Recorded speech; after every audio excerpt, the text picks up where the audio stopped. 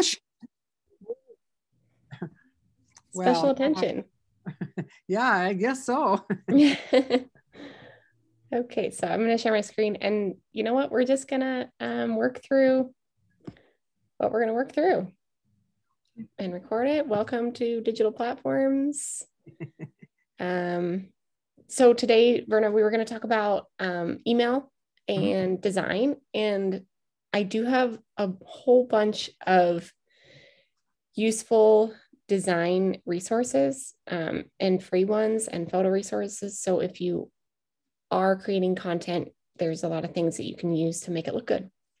So that's a lot of what we'll talk about today. Okay. Do you have an email list for your museum? Do you know? Do we have an email list? Yeah. No, we don't. Okay. I don't think we do. I should say that. I don't think so. Okay. So it is actually one of the most powerful forms of free advertising. It's just one of those things that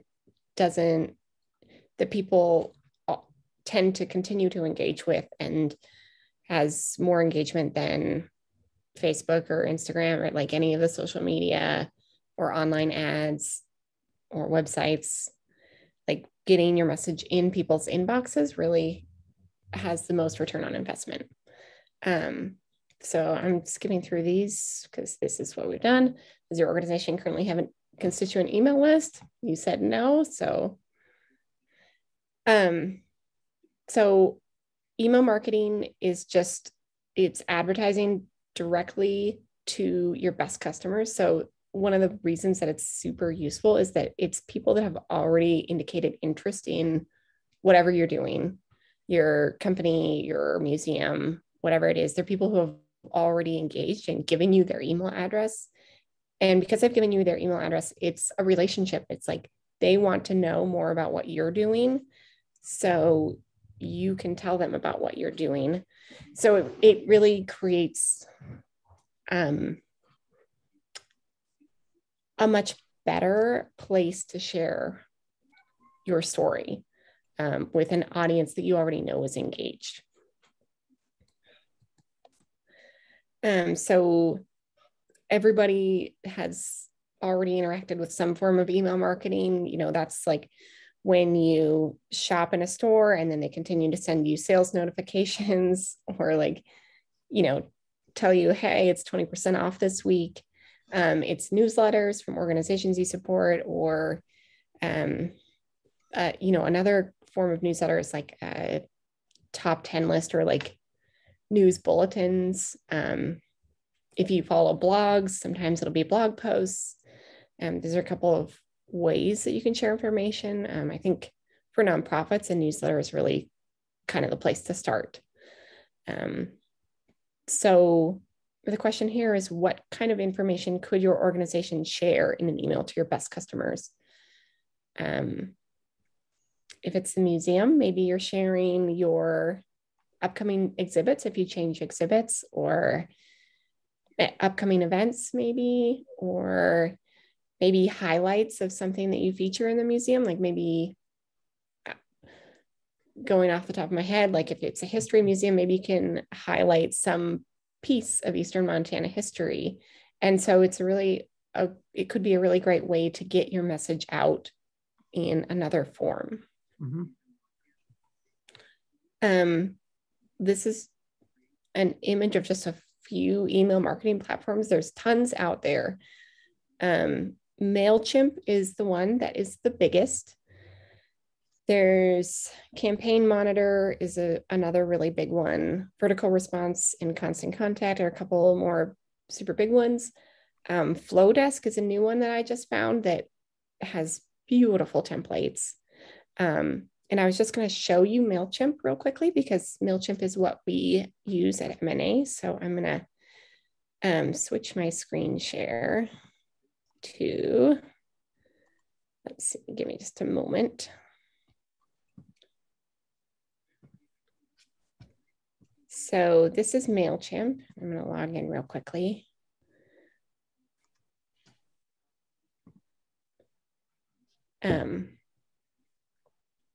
Oh, I'm not going to do that with that one because I don't have the verification code. I'll pick one of my many other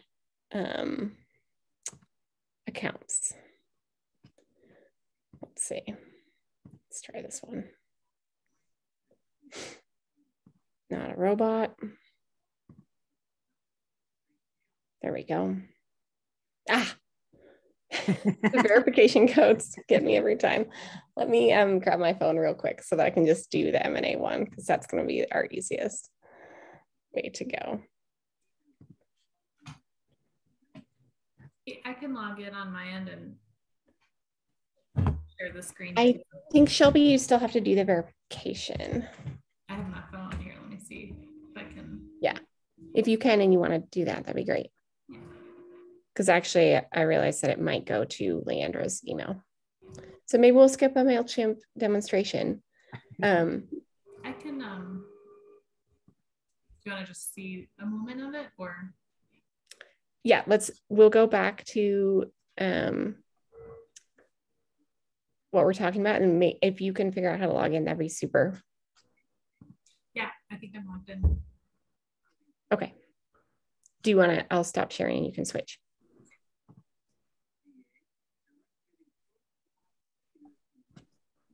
Yeah, Kristen, I am seeing your chat question. Yes, Mailchimp has been bought out by Intuit, and I don't know how that's going to change for Mailchimp. Already it has seemed to change the interaction of it a little bit. Hopefully it continues to be a great product, but I think it's fair to be on the watch for that. I was just going to go back here, a few others. And Kristen, I was really most excited about Flowdesk. I like design, so Flowdesk really spoke to me with great design. And what I did to find some good ones is I actually went to Zapier and found which email platforms have Zapier integrations. And there's 92 of them, so there's a huge list to pick from. But that way, at least you know that they're platforms that integrate with other things. Because one of the things that's most important with email marketing is connecting to how you're collecting email addresses. If that makes sense. Shelby, did you log into Mailchimp? Do you want to show us around?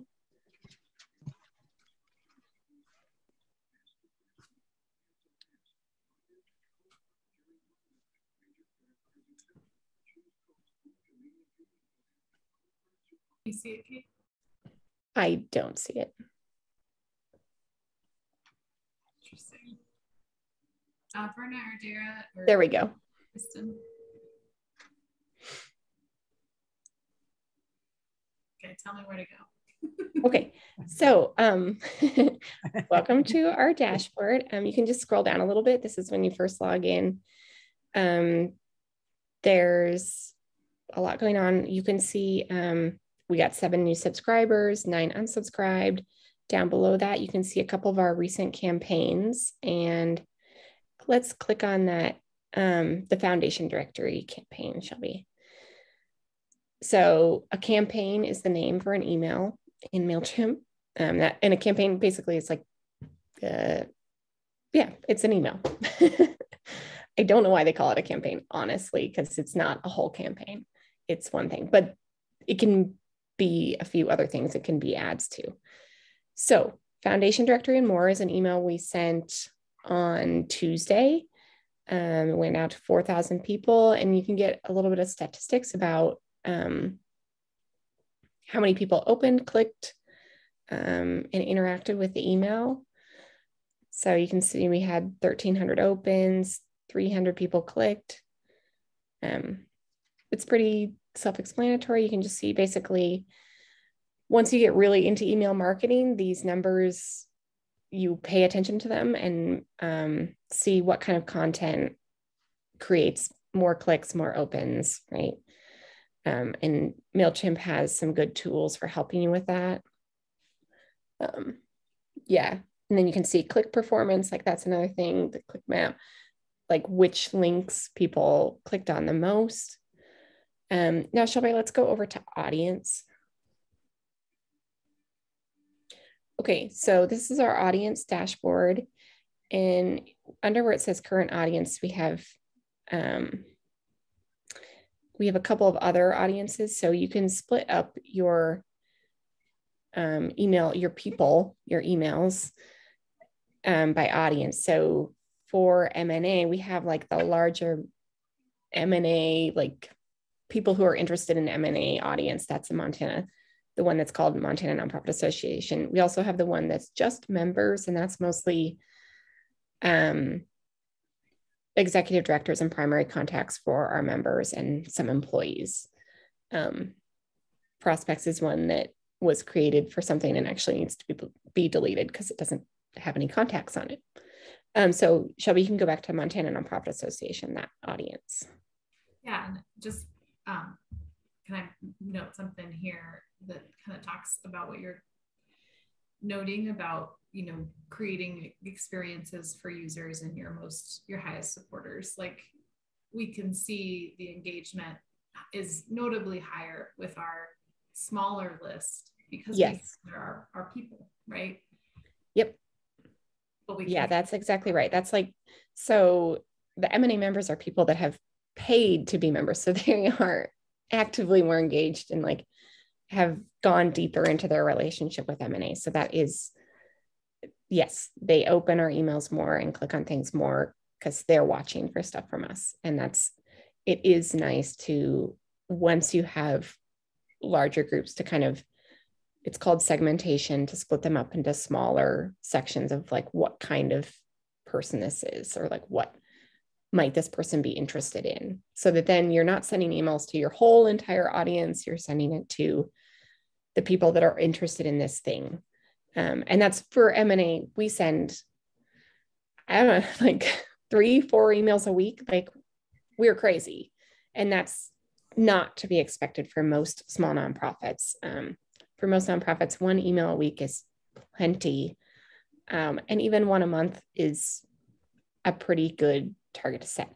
So that brings me to, I'm going to take you away for a minute, Shelby. And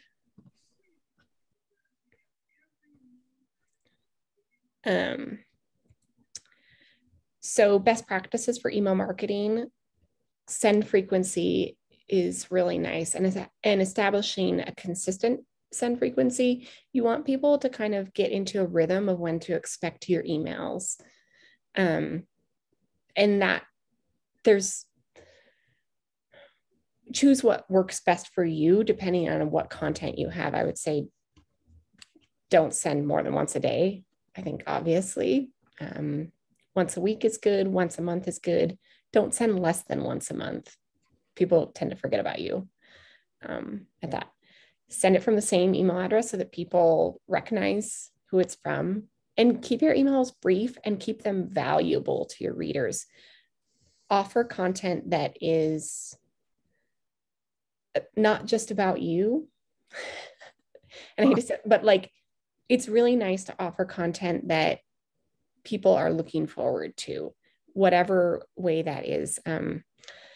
I will share more about this later, but I ran a newsletter for a conservation district, and we always shared just like something funny. A lot of times it was like YouTube videos about ranch dogs or like whatever. And people really enjoyed that because they enjoyed getting not just information about the conservation district, but just humor in their inbox. They appreciated that and kept coming back and kept opening our emails because they knew it would be entertaining as well as informative. In the interest of keeping it brief, if you have a long thing to share the first 2 paragraphs and then put a read more button and link that read more button to your website. That's a really nice way to do it. And that also drives traffic to your website, which is a really good practice to get in the habit of doing. So yeah, the Conservationist Newsletter, a good practice when you're starting out an email marketing plan, is to create a content plan and identify what types of content you want to share and share those types consistently. So for the Conservationist Newsletter, I chose 4 items. We'd send a newsletter once per month, and each newsletter would have one of each of the 4 items. So we'd have a project update to let people know what we were working on. We'd have some kind of interesting science fact or video or like new news article that came out. We'd have an upcoming event and a call to action. So something that we wanted people to do or to take action on from our newsletter. And then we would also do something that was just like thanking our people, a partner, a donor, or a volunteer. And what was really nice about that was because we had those 4 content boxes, it wasn't like when it came to be email time, we were like, oh, shoot, what are we going to put in this newsletter? We already knew because we were like, okay, what's a project update that we can do? Anybody have any good science thing that we can share? You know, what's our next upcoming event? And who should we be thanking this month? Who have we been working with or who's been really valuable to us recently? So it not only gave consistent and varied content for our people, for our audience, but it also gave us kind of like boxes to fill in, which made it a lot easier to generate our content. So Shelby, if you would share again, I want to just demonstrate creating an email real quick.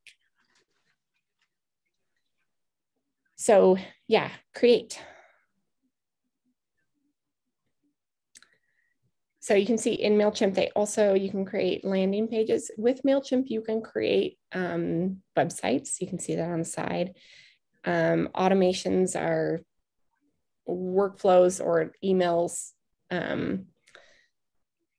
that happen in order. So like you send a welcome email and then the next week you say, okay, so you're new here, right? So you can create kind of a flow for new people to come into your circle. So Shelby, let's just create an email because that's really what we're looking for. And has a couple of boxes to fill in, and they make this super easy. We can skip basically all those things. Yeah, put in a test. Yeah. We can skip we can skip all of that. Let's just go to the design. So design an email.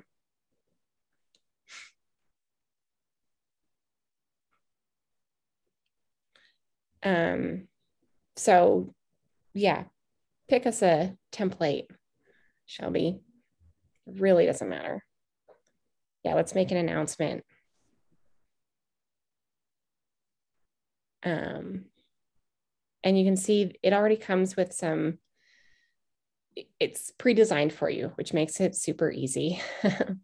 If you click on one of the photos, you can see how to add a photo there. Yep. So Mailchimp has this new creative assistant feature where it will kind of take what we've shared before in emails plus our logo and make something happen. Yeah, any past designs. Shelby, if you click replace on one of the photos, yeah, then you can grab, and this is our kind of media library from Mailchimp. So this is all the pictures we've used in emails in the past. So, and you can see how easy that is to drop in. And they have a great example of basically how long you want an email to be, because you don't really want it much longer than this.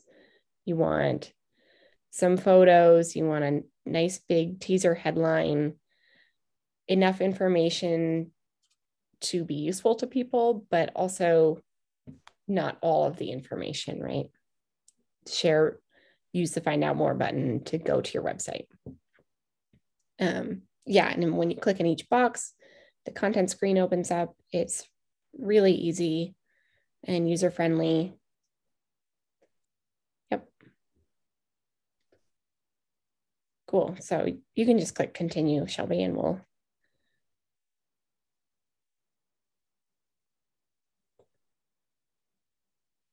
Yeah, and you can see Mailchimp does not like the email that shall be created because it has placeholder text. And that's fine. Mailchimp is right. Yeah. So emails, they're simple. They are really one of the best ways to get the word out about what you're doing, what your nonprofit is up to, and get people to engage with your nonprofit. So when you add a graphic like this, yeah, or a photo, does it adjust the size of the photo automatically, or is that something you have to have in the right size before you paste it in there? That is a really good question. So it does not quite adjust it automatically. It is responsive, so it'll adjust it in your browser. But in Mailchimp, at least, and I don't know about other programs, if you drop in an image that is too big, it will give you a warning. And then it has the option, if you click edit, Shelby. So you can see that one is 1200 pixels wide. Yeah, that was right, Shelby. Yeah, 1200 by 375. Just going to point out, so the different things will have kind of like these suggested. Yeah. So, yep. So that's the size I put in. Yep.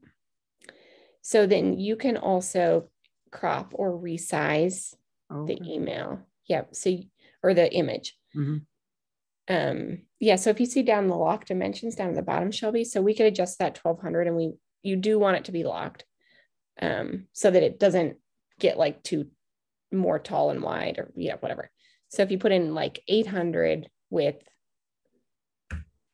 and then you can see that the height also reduces. So it shrinks down the size of the image, and it scales it down rather than warping it.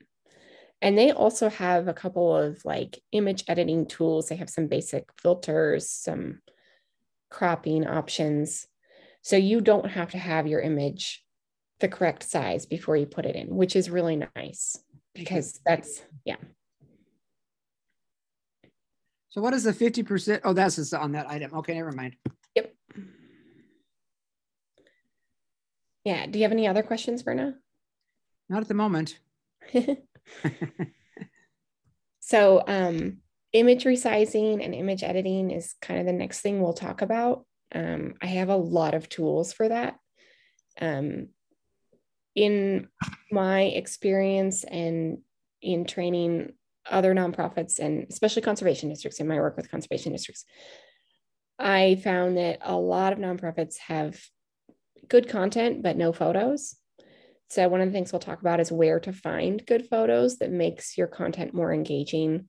Because it's really important to have photos. It really is what catches people's eye, and what across all platforms, across social media and across email and across your websites, people want photos. Photos catch the eye. They add value and context to all the text. And frankly, people look at a big long block of text and are like, no way am I reading that. So that's like one of the main reasons to add photos, is just to break it up and keep people moving through. So let's see.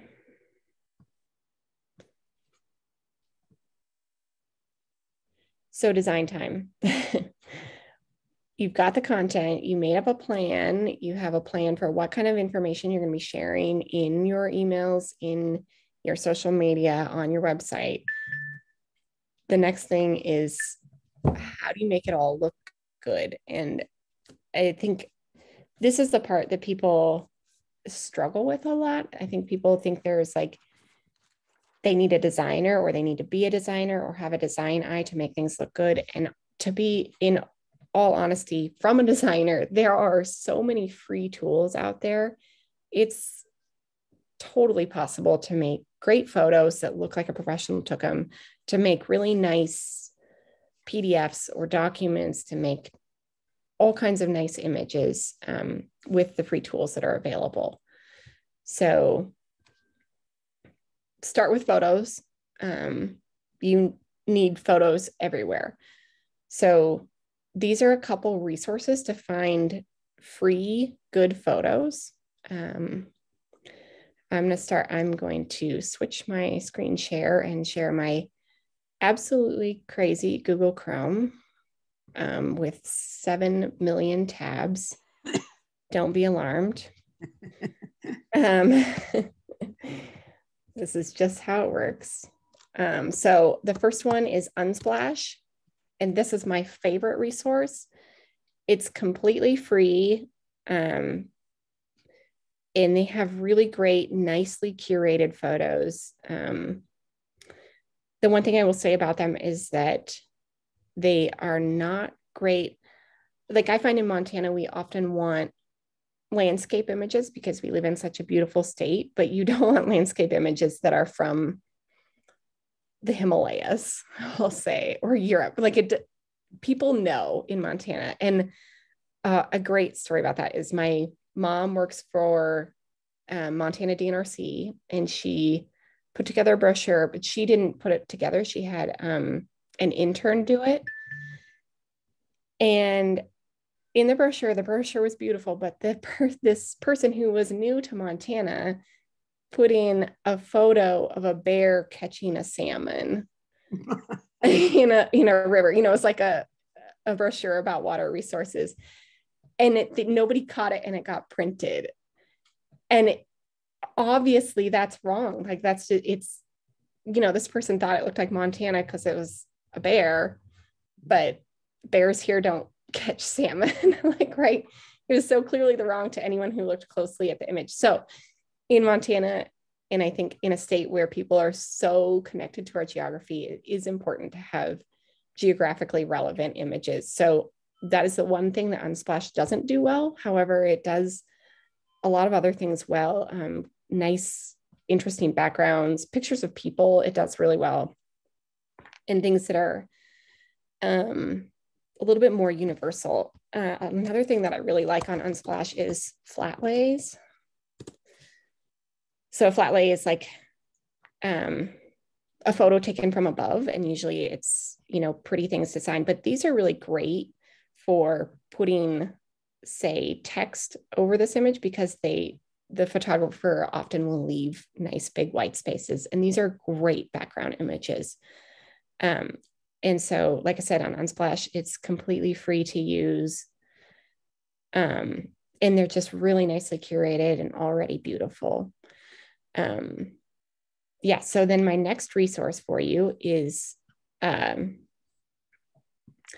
Google image search. So I have to get back to my screen share. There we go.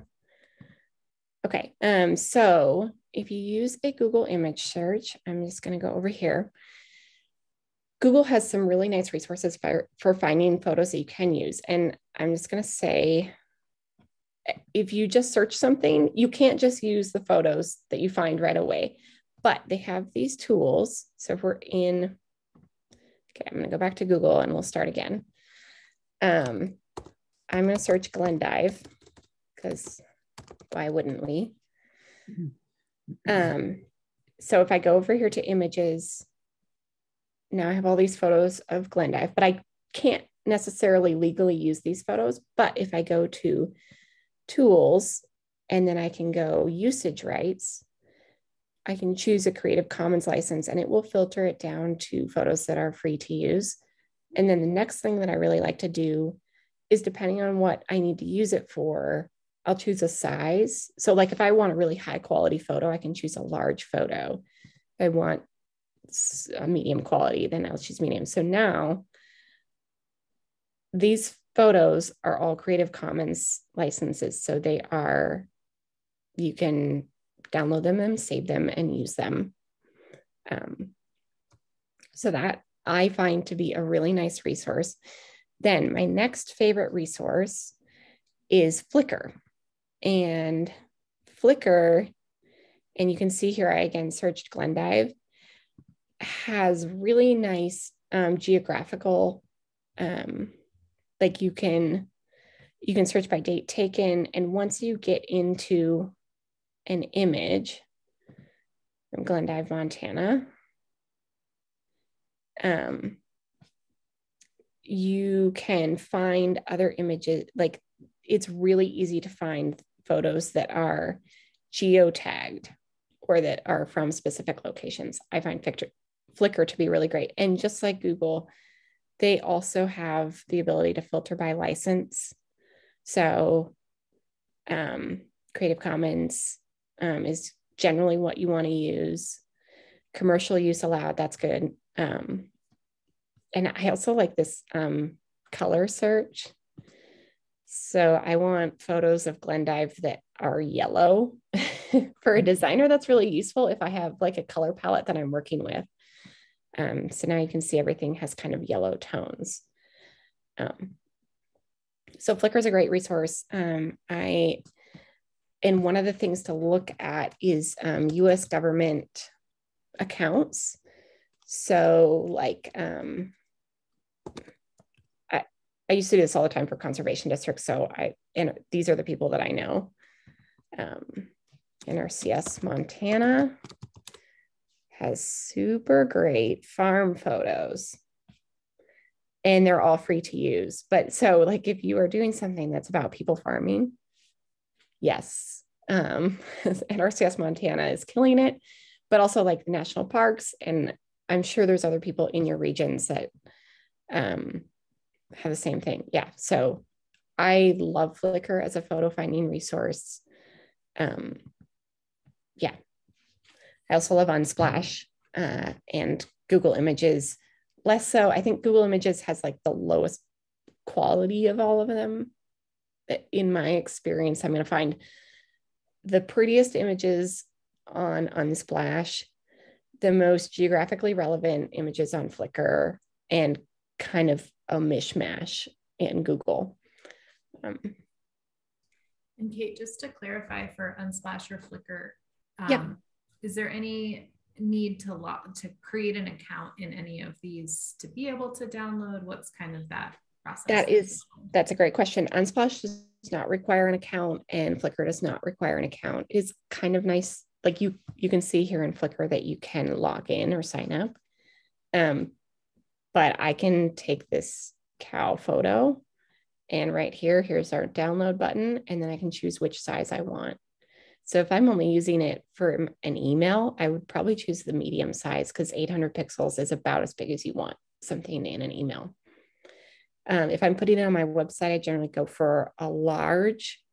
I don't quite want it that big probably, but depending on where I'm using it, if I'm using it as like a huge cover image, that's like my main, most beautiful image on my website, I'll go big. If it's just like some additional context on a page, I'll go a little smaller.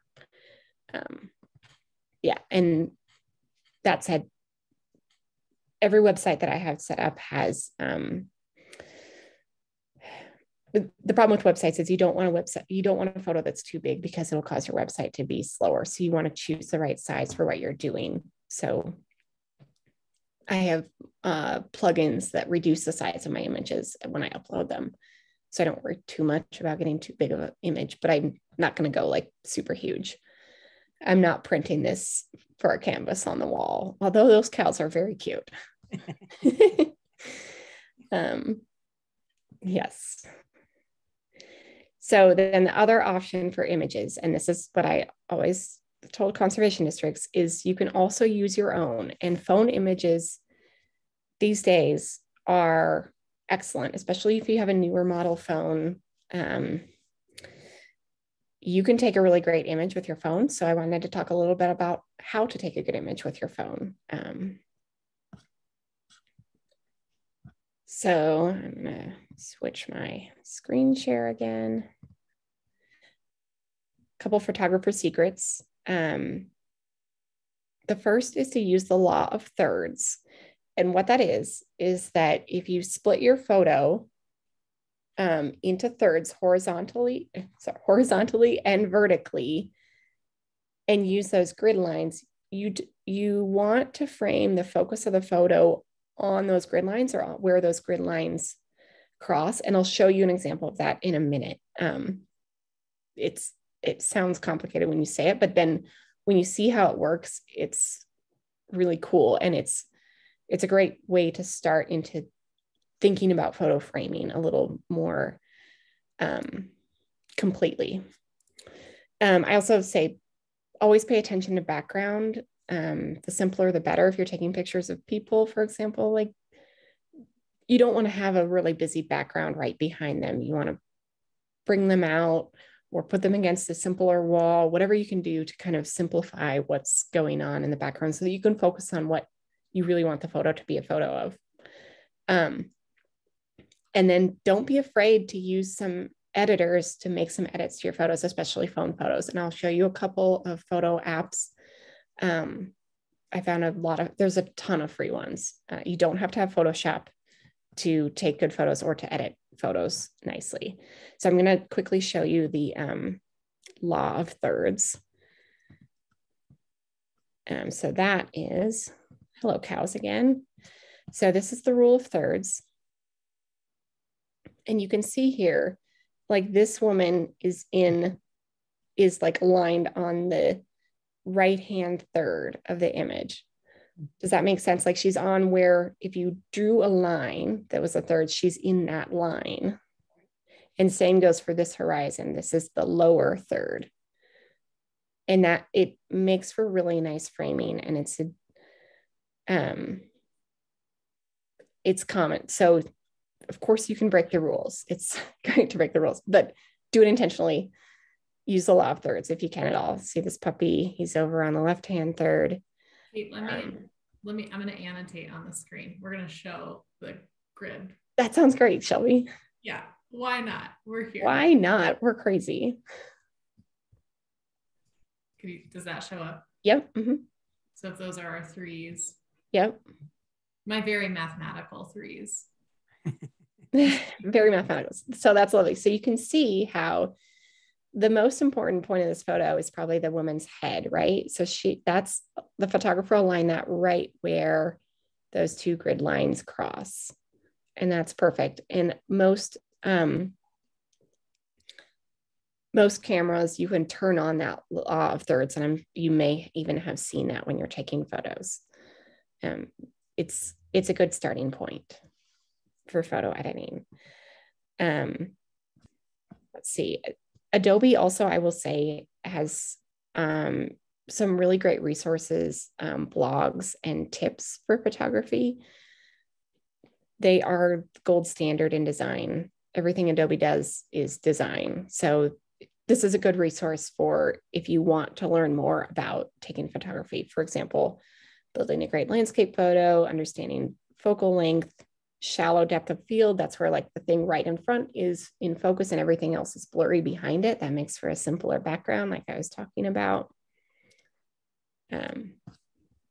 Lots of resources there.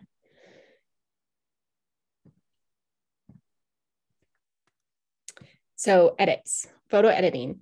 The first thing I will say is take your photo, and before you just like straight share it, crop it and clean it up. If a lot of times what I find in my photos is that even though I think things are straight, when I go to look at them, they're not straight. Most editing apps will have grid lines so that you can straighten out the horizon. So find something that you can make straight in the photo. That's really nice to do. And crop it for focus if you have things that are periphery that you don't need in the photo.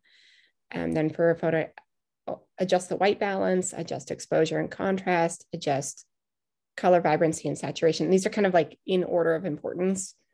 Start with cropping, move to white balance next, because that will get you, and then exposure and contrast. That will get you nice, clean photos. Couple free photo editors. So there's a list there. If you need to resize a photo, resizing.app online, so in your browser, is quick and easy if you need to resize a photo. My favorite in the browser is Pixlr. I haven't used Photor, but that has a lot of good recommendations. And and then GIMP is one that you can download. So it'll be a program on your computer, and then on your phone, there's a lot. There's a ton of free ones. VSCO and Snapseed are kind of the most popular. I'm going to go to Pixlr and demonstrate how a photo can be improved by a little light editing. So let me go back to that crazy Chrome with all those tabs. And let me open another one.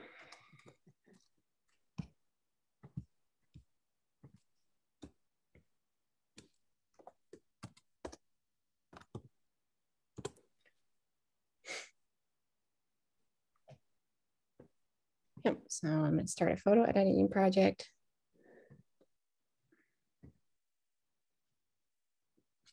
Let's see.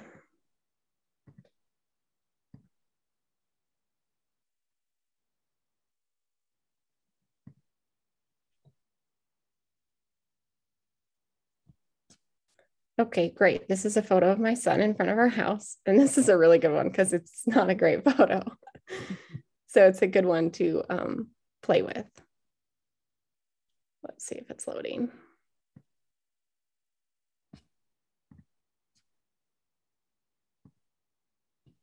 I'll give it a minute.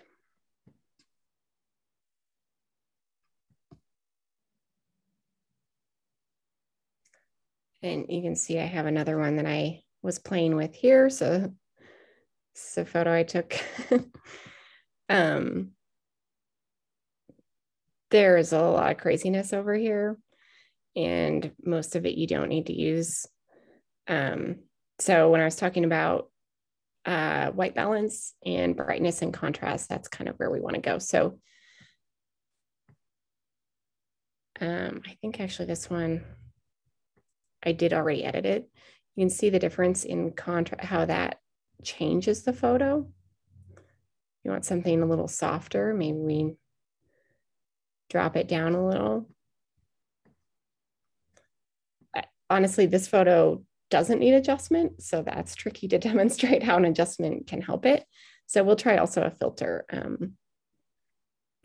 And maybe what it needs is a vignette. This can help focus on the center of the photo. So you can see it's fairly subtle, but it kind of gives your focus to the middle. And that's a nice thing to do if you do have a little bit of a distracting background or you really want to center the focus in the middle of the photo. I wish it would load that. I think this photo is too big. Yes, that is a problem. Let's see if I have another one.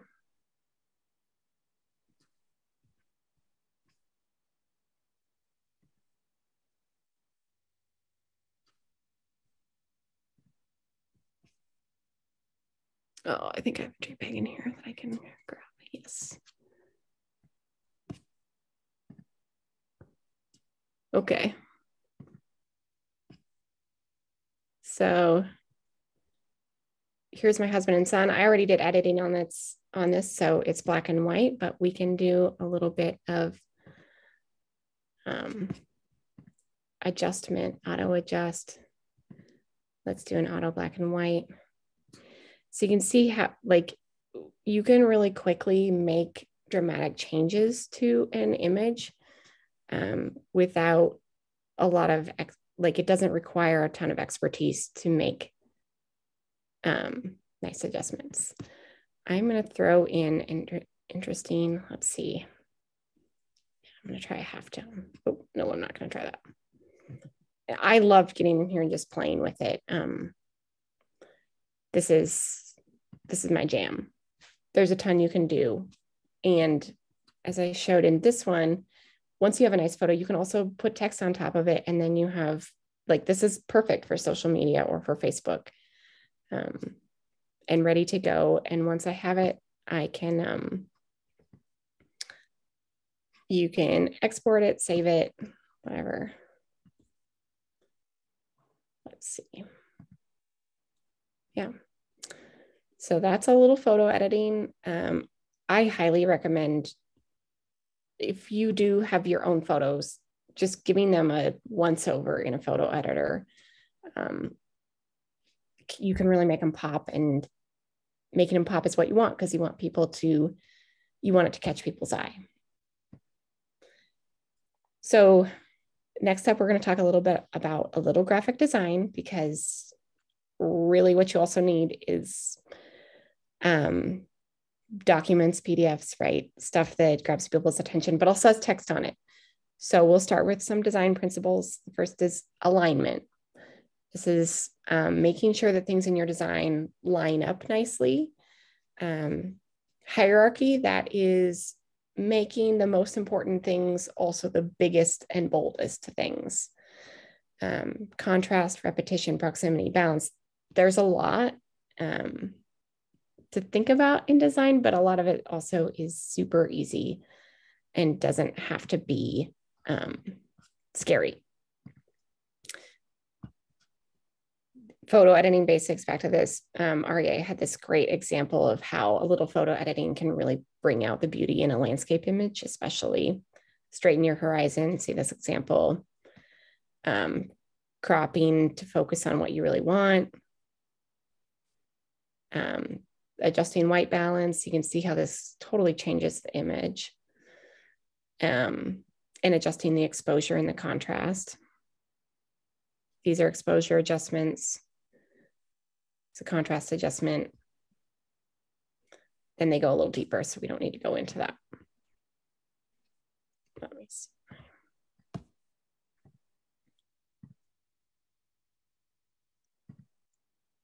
Oh yeah, all these editing apps.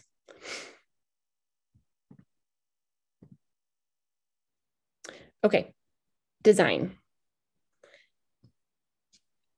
This is a great resource, again, from Adobe. So alignment, you can see how in these examples, people used alignment to really draw attention to items. I love this one with a fresh veg and how the alignment shifts, but it has that line through it. Hierarchy, I think this is probably the most important thing, is thinking about what your content is and what is the most important in your content and making that bigger. So this We're Open is a really, really great example of how they're pulling out like the thing they want people to take away the most from what they're putting out there. Is that they're open for business. Contrast, this is really important, especially for accessibility, is making sure that the colors that you choose for your design have a high enough contrast to pop in the show. Yeah, Kristen, Pixlr is literally, it's like a copy of Photoshop, and you'd be amazed. GIMP is even better. And it's a downloadable one. Repetition is good. So keeping things, repeating colors, keeping the same fonts, keep your fonts simple. That's super important. Like, don't use a ton of fonts on a design. Use 1, 2, probably not more than 2. You can vary, you can make some text bold and some light in the same font, and that can help you draw out the text that you're trying to show. You can see in this order now how these are all the same font. They just put them in different colors, different sizes, and different levels of boldness to draw attention to order now, which is the important part of that design. All right, we're going to move to Canva because that's really what I want to show you. Oh yeah, accessibility checker, contrast. There's a couple, so when you start doing color checking, you can check these, you can check the colors you're using for contrast. So you can see if I took this down like this, and how you can still read that, but the contrast is very bad. So this is bad for accessibility. This is not what you want. You want a little bit, you want dark on light, light on dark, right? Okay, we're going to Canva.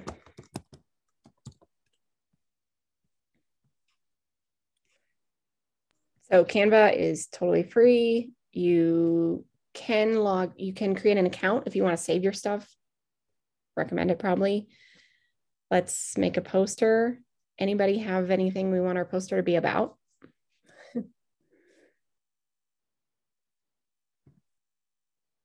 Okay, then let's see.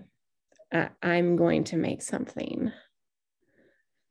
Oof, what?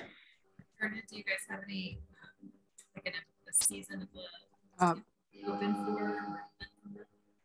We're having an annual meeting coming up in April. Great. Closer for that.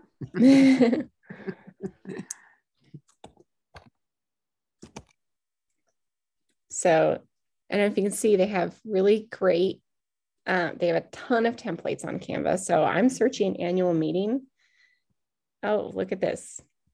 And they already have a template that is very nice and simple that you can use for your annual meeting advertisement. Let's see. It's the Glendive Museum of History. No, Frontier Gateway Museum. Frontier Gateway. That's right. Wow, you can type fast. Oh, yes. Well, it's easy when it's your job.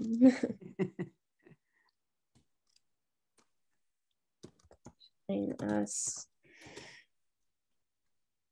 or look back and look ahead, we'll say.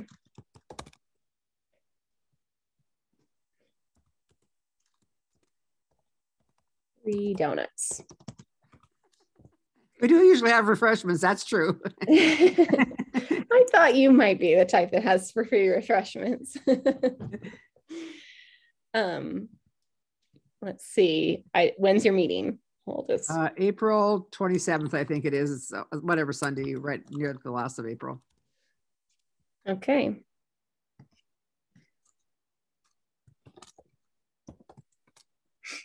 There we go. But let's say this green color doesn't really speak to the Frontier Gateway Museum. 24th, she says. I'm making that up. I don't know. I think it might be my favorite green color, so I would definitely do my poster in this, but painted my kitchen this color. So you can see here, actually the yellow is not going to work with the white text. So I'm going to take this text and I'm actually going to make it blue. And I don't know what this is. I don't want that icon, but maybe I do want a photo.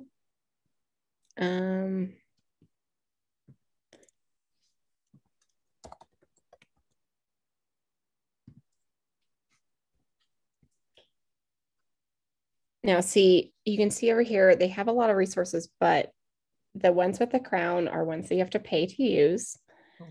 So we don't want those. We're going to try a cow. It's a cow day. So we're going to put this cow in and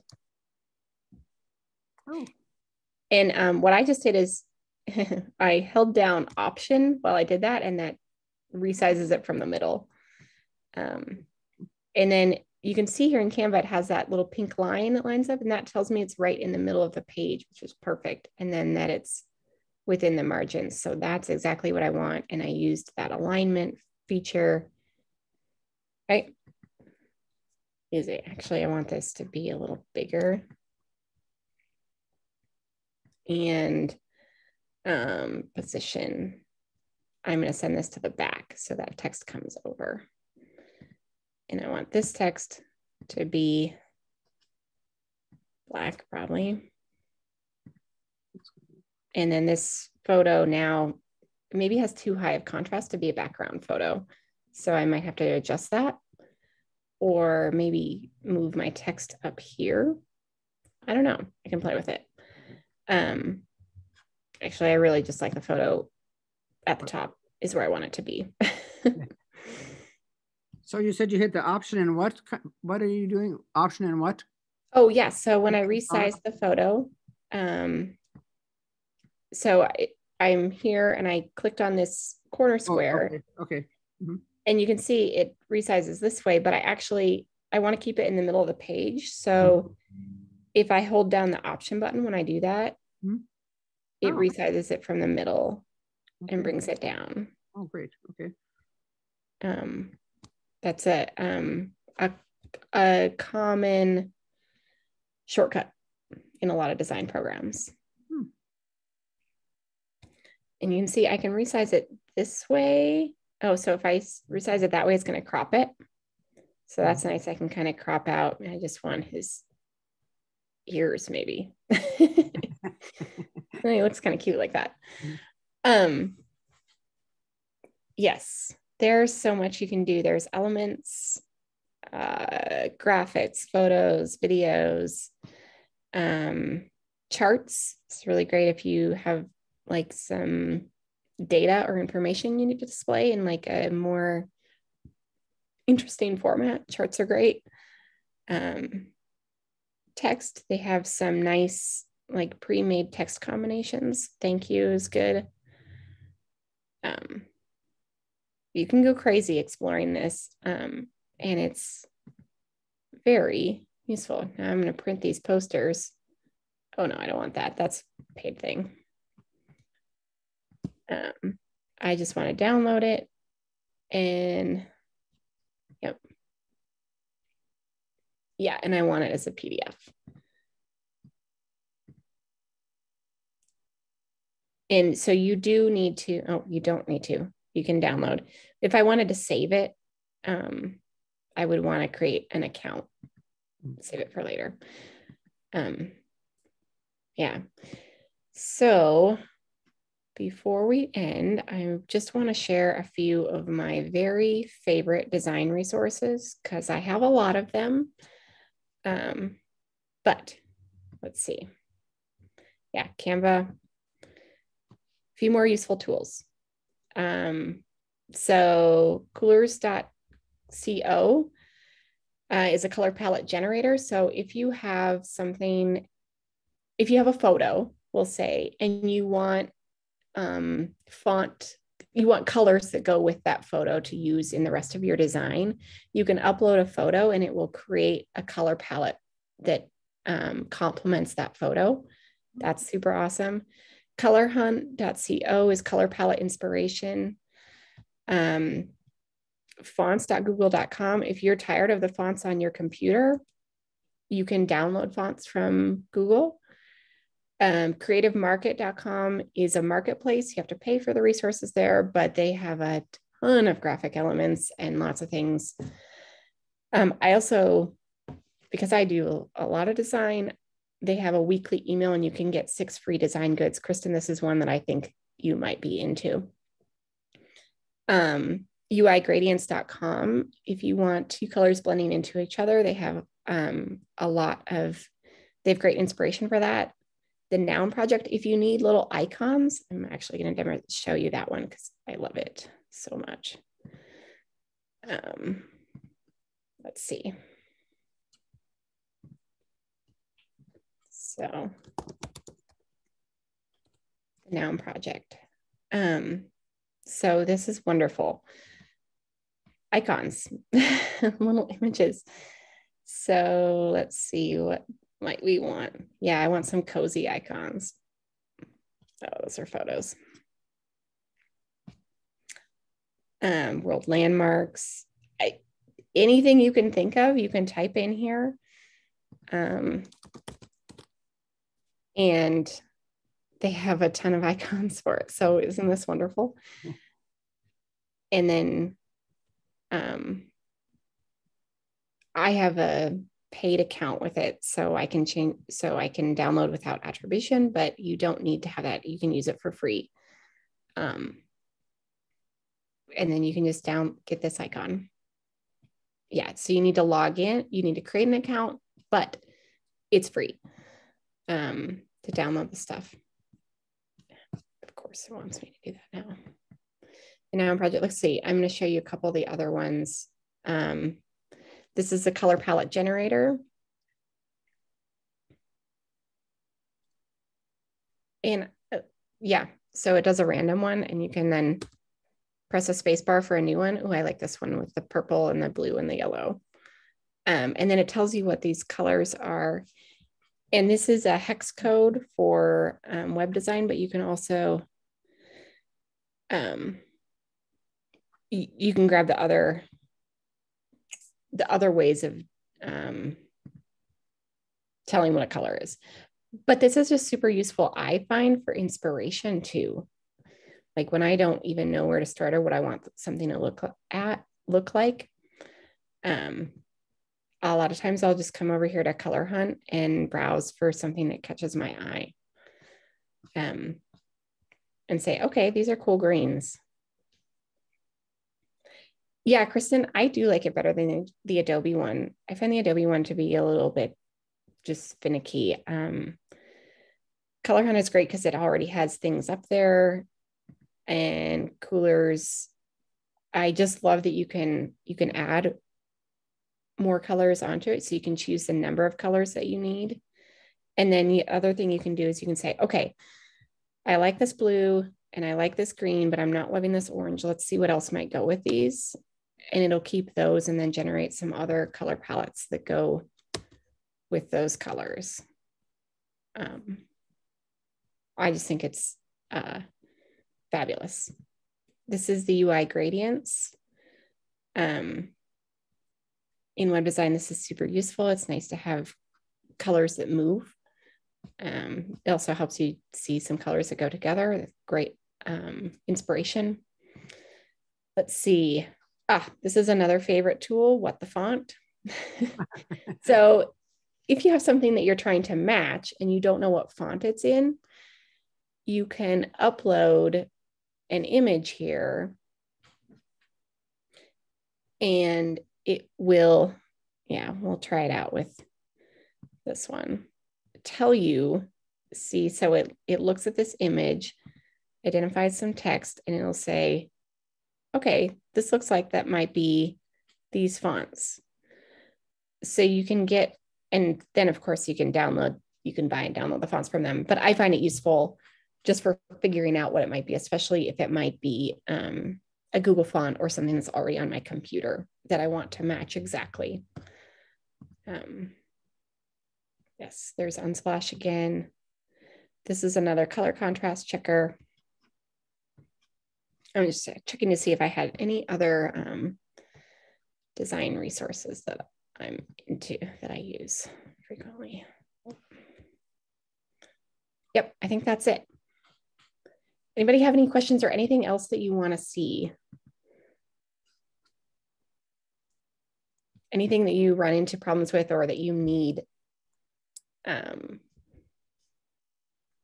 frequently? So, unrelated to this kind of stuff, Beth had to hop off, but she wanted me to ask about we were talking about emailing services to our audience and everything. What is there any like good direct text to customer marketing or messaging versus email? Like text? Yeah. Yes. I haven't used them. Okay. That's okay. The standard one is, I'm going to stop sharing and let me see if I can the name. I want to say it's Twilio. It's not Twilio. It's I know how to find it, so give me a minute. Yeah, it is Twilio. I was right. Okay, so it's but Twilio is kind of for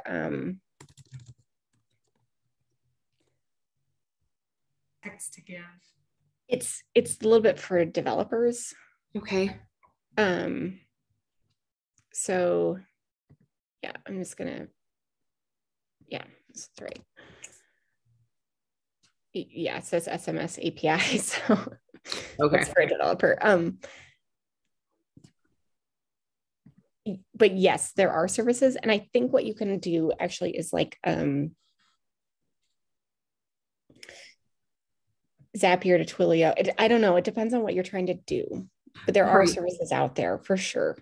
It's one of those things we've been asked about before by people if there's a good interesting option, right? And I think it's just not everybody checks their emails every day. And I get told that very often by people. And I'm like, oh, yes, I guess that's true. Not everybody sits at a desk all day like me and has it open in the top left-hand corner.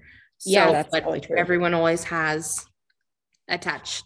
And we found like at the conservationists, like farmers don't check their emails. Like, no. Or we would only get open rates at 6 a.m., right? Because they get up, check their email, and then they go get out on the tractor and never look at their email again. Exactly. So text, it makes sense that would work. Awesome. But I haven't used that. But certainly there are nice Shelby Whole Whale. I haven't seen that one. So Whole Whale isn't the platform, but it's a good like nonprofit resource hub.